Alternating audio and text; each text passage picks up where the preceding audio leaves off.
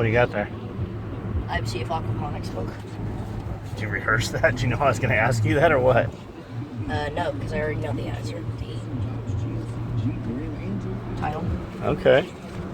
I don't remember where I was. I was looking at... Aquaponics. Yeah, but I don't know where I ended up printing that. Anyway, somebody had asked on a Facebook page. I put in hydroponics or aquaponics. And somebody said, is there a good book to download? And somebody put this link up. And basically it's like 20 different little tiny books that people have published online, and it's a PDF, so you can just print the whole thing out. It's like 208 pages.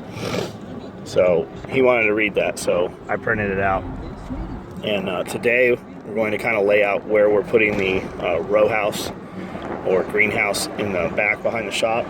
We got a bunch of railroad ties back there, and we're going to put them where we think we want it, and then let it be there for a few days or weeks, and drive around it and see what kind of hassle it really is having it right there. I'd rather have it further back by the woods, but I know a lot of times, garden wise, anything like that you want to harvest from daily, it won't end up happening if it's a long travel. So right there by the kitchen really seems ideal. I'm just not sure how much hassle that's going to make, and maybe we just make it 2 50-foot hoop houses instead of 100-foot, so there's a break in the middle. But we're going to put some chicken runs back there too. I think we're going to fence and cross fence some 20 by 20 areas to start with, or maybe 4 20 by 40s right next to each other, so we can just shift the birds as we want them moved, just move them around a little bit. That all sounds like good ideas, but who knows until you really start doing it, what's really right for you. Just because it worked for somebody else, it's just learning. And we've learned a lot with what we've done, and we did a lot with very little over the last 18 months, 2 years, when we really started getting on the compound and started doing all the chickens and stuff. We just kind of threw the goats where we wanted a bunch of trees and debris and shit, brush and stuff not to be, like blackberry bushes and stuff like that. But everybody said, oh, get goats. They'll fucking eat everything. Well, a goat doesn't eat a fucking thing you want it to eat. It only eats the shit you don't want it to eat. Like, we had them up there with all kinds of vines. They eat all kinds of thorny shit, and they will eat it. And they eventually did kill those little saplings by eating the bark off. They're still standing. But they ate the bark off of, some good trees too, some oak trees and stuff like that. And most of those pulled through, but it definitely did damage them. Are we still recording? I always do that shit. I'll record a 30-minute video and find out it only recorded 5 minutes. And Amanda and Cody are back there behind us. Cody's going to help lay this out, and Amanda's going to clean out all the fish aquariums and do partial water changes on them. Seriously? Yeah. Awesome. She's done the last couple. Her or Hannah have. When Hannah hasn't done it, it's been Mom. Oh. I thought it was just Hannah that did it. Hannah, she can talk to the fish, which is weird, but she won't bother to teach them tricks. Your mom teaches them tricks. I don't see how you can teach a fish a trick. Well, because your mom knows lots of tricks. She's tricky. I guess that's how you met her. No, I used my witchcraft on her. I thought you saw her head jumping up and down through a window. I did. It was my truck. I was actually in a friend's car, but the truck you're talking about, I had what was that? It was a 91. No, it was a 91 Suburban on 39s. Had a 12-inch lift kit on it, I think. Had a bunch of newer shit underneath it. I had all one-ton running gear and stuff. It was a pretty cool truck. But yeah, I had an apartment, pretty nice apartment behind the beauty college. There was basically from the main highway or road, South Coast Highway, it went beauty college, apartment complex, and then straight view of the beach. There was a little bit between that apartment and the beach, and there was a little neighborhood off to the side down here, kind of.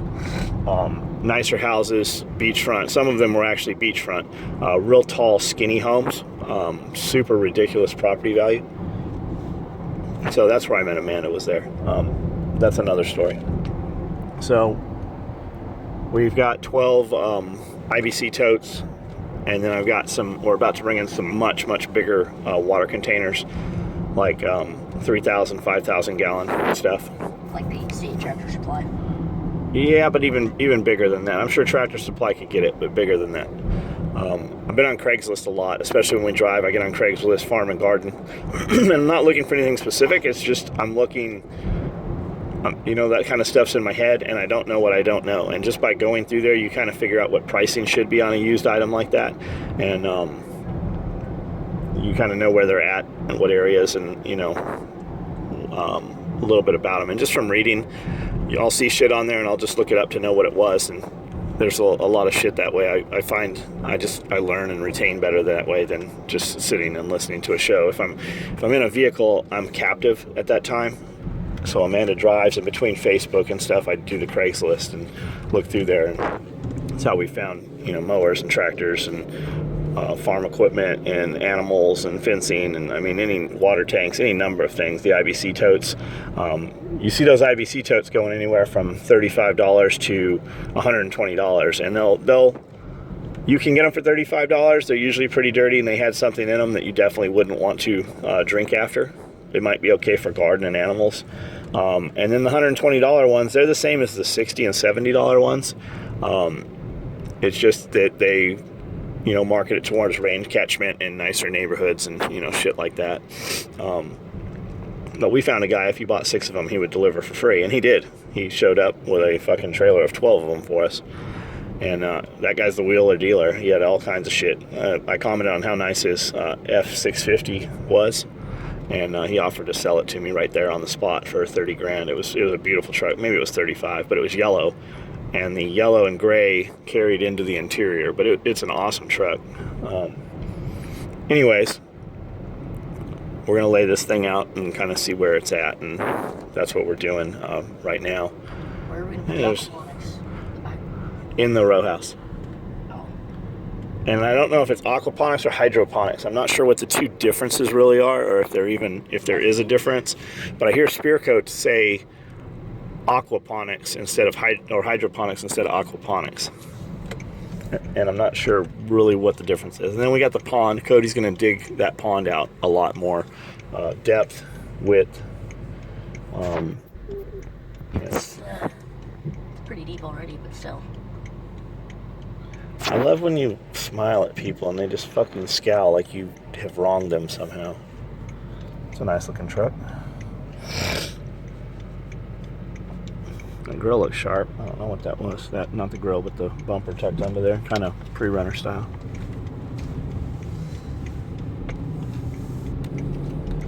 New crop sweet potatoes. So I thought, they've been there for months.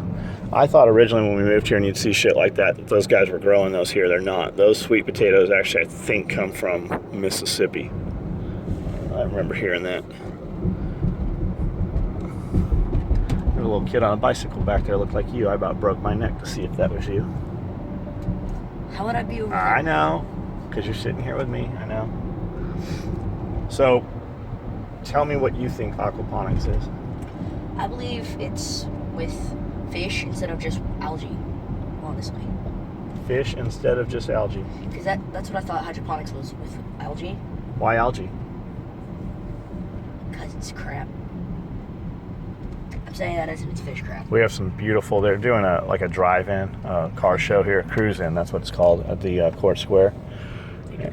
And we have a lot of retired folks here and older folks, and they have the money and over time have spent the time to restore those cars. There are some beautiful classic cars and muscle cars over there. It's not my thing. I'm sure when I'm older I'll have something like that I'm interested in. I don't know. I think it'll really still be the same. It'll be Italian cars like it is now, but we'll see.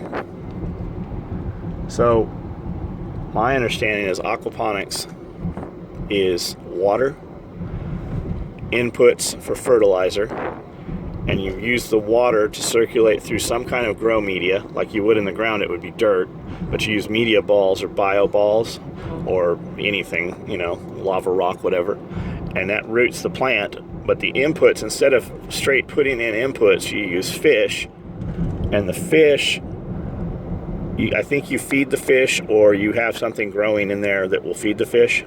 Then the fish poop in the water, and the poop water gets circulated through the grow beds, and the plants root in that, and it's kind of a closed system. I think that's what it is. But with the marijuana industry the way it is, people have been growing, because they've had to hide growing marijuana all this time, and you can do a little closed system like this inside, or a grow operation or something.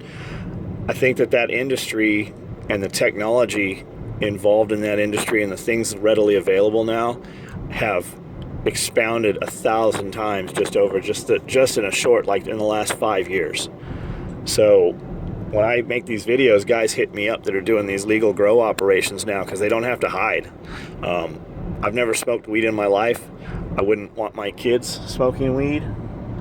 But if you're a grown fucking man and you want to smoke some weed, I don't think that they should be kicking your door down and taking your kids and the shit that's going on. When I was in prison with guys that were doing more time. I was in prison with guys that killed people. I was in prison with guys that had weed.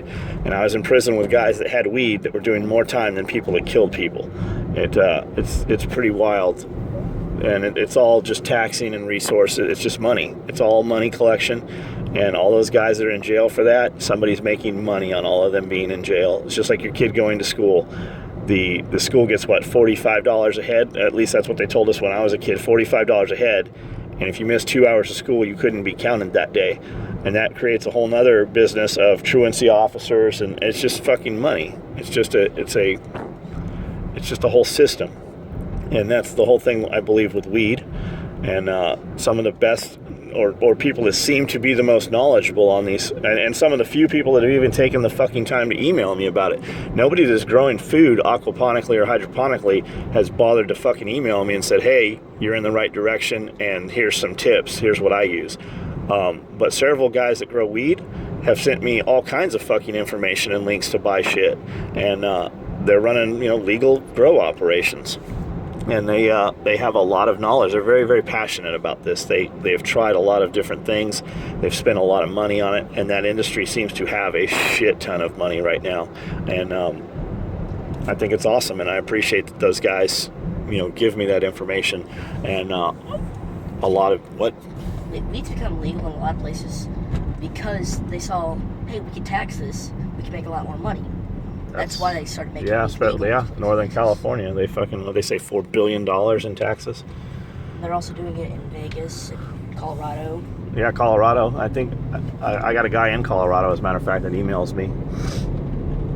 But it's neat, and it's something we're looking at doing. It'd be nice to be able to just grow some fresh greens and have enough flats of greens growing out in the greenhouse that you could just walk out, pick them, at 10 o'clock, and then have them for lunch after they're chilled at, noon. So it's something we're looking at doing. And the fodder stuff, too, to feed the animals, especially during the winter. And it's cool. We don't have land enough to grow grazing grass and Bermuda grass. We don't have enough to sustain animals. Like every cow needs an acre of land, or I don't know what the conversion is. I don't have any cows or horses yet. But we have to feed those animals to have them. And typically guys that have them also grow all that shit. And we don't have that kind of property. So we have room to be able to grow, sprouts and do fodder. And they say that the conversion rate, that the animal can actually absorb 70% more of the nutrients from sprouts than they can the grass after it's been cut and dried. So it seems like a no-brainer. We've done it in buckets. Now we're going to move into doing it on a little bigger scale. There's some YouTube videos of guys doing this stuff that are fucking just great. There's one YouTuber I found. I shared a link to him a couple months ago on our Facebook page, and he has a series. Like his whole family just lives this. It's what they do as a job. And I can't remember the name of him, but it's something Rhodes. Was it something Rhodes? Yeah, I can't remember his first name, but it's Rhodes. This guy has a neat setup. That's a beautiful Chevy truck over there. He's cleaned that thing up nice. He mows all of this with a little, sit-on mower, not a zero-turn, just a little mower. And he takes all the grass clippings, and he has a bagger on his thing, and then he pushes them and dumps them up along the woods line. He mows, that's got to be 4 or 5 acres right there. He's mowing constantly. It's very, very pretty property. It's a lot to matter with it. What it'll sit on. Whereas our property, it's amazing compared to what it was, but it's not in any means pretty compared to what he has currently. We've still got a few years to go. We've also got a lot of rocks. That's why we have so much time to go. We have to develop that a little bit at a time.